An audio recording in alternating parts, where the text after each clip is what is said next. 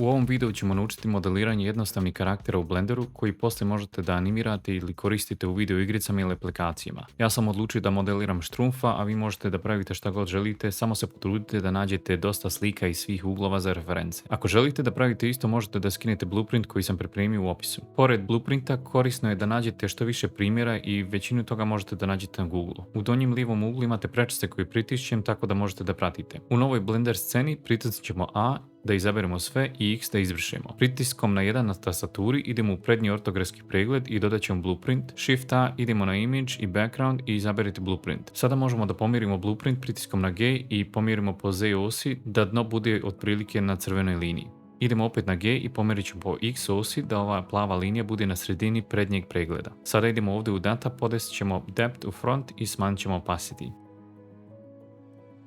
Sada ćemo da kopiramo ovu sliku pritiskom na Shift D, desni klik miša da ostane na istom mjestu, pritisnut ćemo R i X i 90, da rotiramo po 90 stepeni po X osi. Idemo na G i pomjerit ćemo po X osi na stranu da nam ne smeta tokom modeliranja. Sa 3 na tastaturi idemo na pregled sa strane i pomjerit ćemo sliku da bude u sredini plave linije.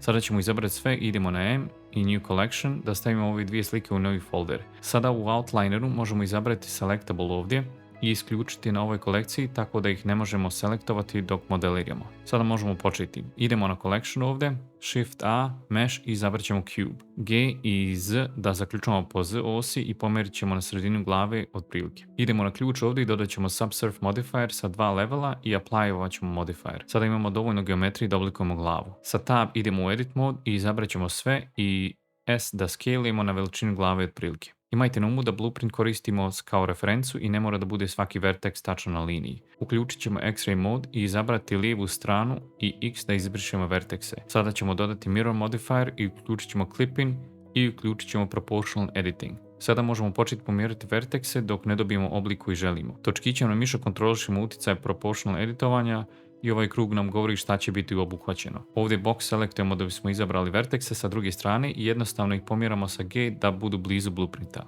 Možemo dodati Subsurf Modifier sa 2 levela i nastaviti u Edit modu sa pomjeranjem vertexa dok nismo zadovoljni sa oblikom. Sada idemo na pregled sa strane i ovdje ćemo da uradimo isto i približimo oblik kao što je na blueprintu otprilike.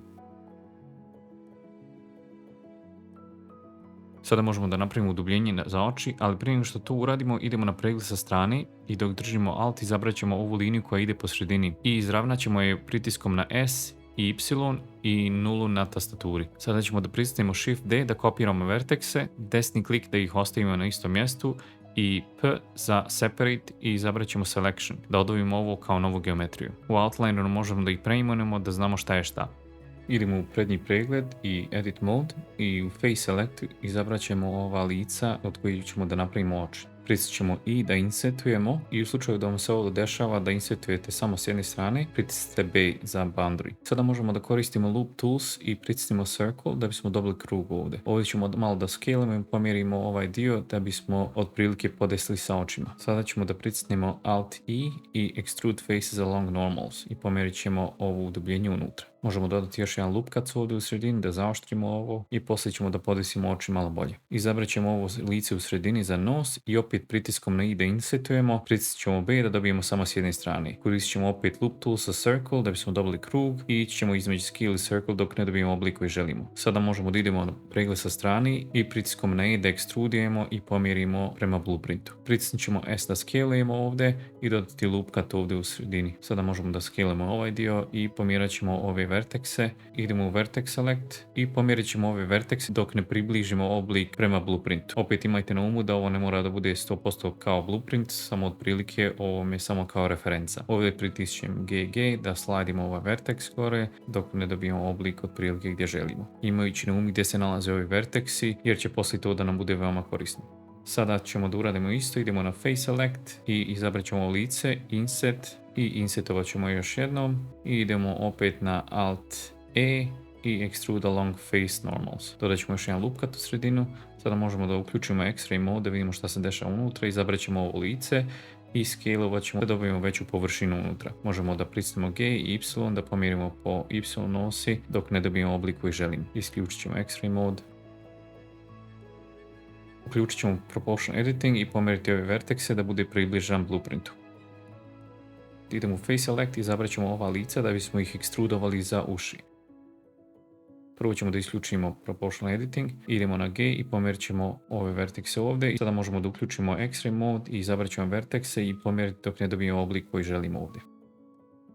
Kada smo zadovoljni, idemo opet u Face Select, isključit ćemo X-ray mode i izabrati ova prednja lica i pritisnut ćemo I da insertujemo. Kada insertujemo ovaj dio, pritisnut ćemo Alt I i Extrude Along Face Normals i ekstrudovat ćemo ova lica unutra. Sada možemo da pomjerimo vertekse i da ih rotiramo dok ne dobijemo otprilike oblik koji želimo sa ušima. Ovdje možete provjeriti koliko želite vremena dok ne dobijete onaj oblik koji vi želite. Ovdje ćemo ići između rotacije i pomjeranja sa G. Poslije kada aplayimo modifier možete još da doradite uši ako želite.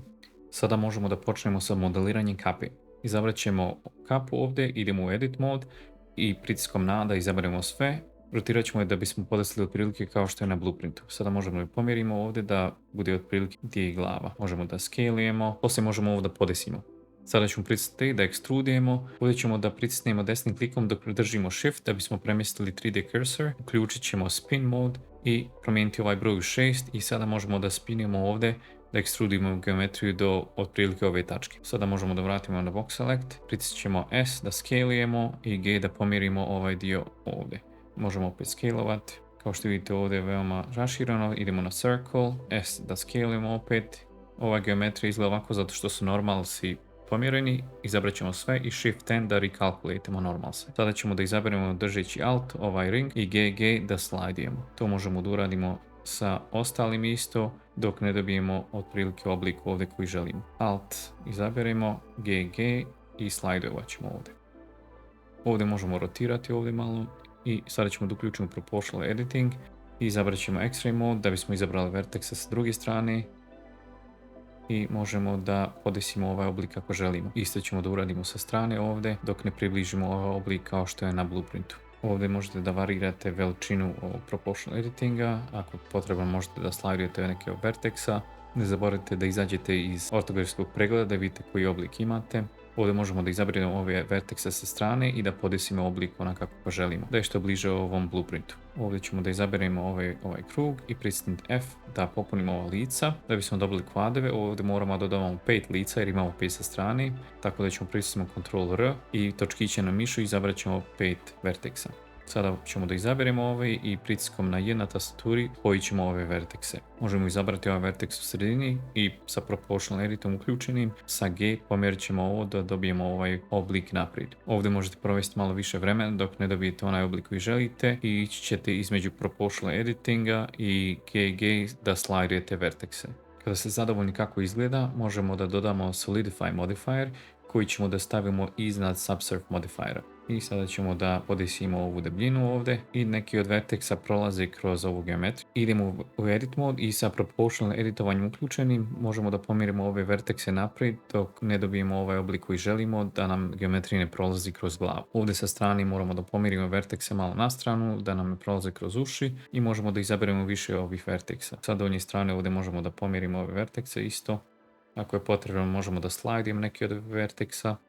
Kada ste zadovoljni kako ovo izgleda, možemo da pritisnemo Alt i izaberemo ovaj krug u sredini i pritisnemo Ctrl B da bevelujemo sa 3 segmenta. Sada ćemo pritisniti Ctrl minus na numpadu i Alt S da scalujemo ovaj dio unutra. Ne zaboravite isključiti Proportional Editing. Alt S i sada možemo uvući ovaj dio unutra da dobijemo ovaj dio gdje idu šavovi. Sada možemo pritisnuti Ctrl plus da proširimo ovu selekciju i opet Alt S možemo da napravimo ovaj dio uži ili širi ako je potrebno. Na vama je da odlučite.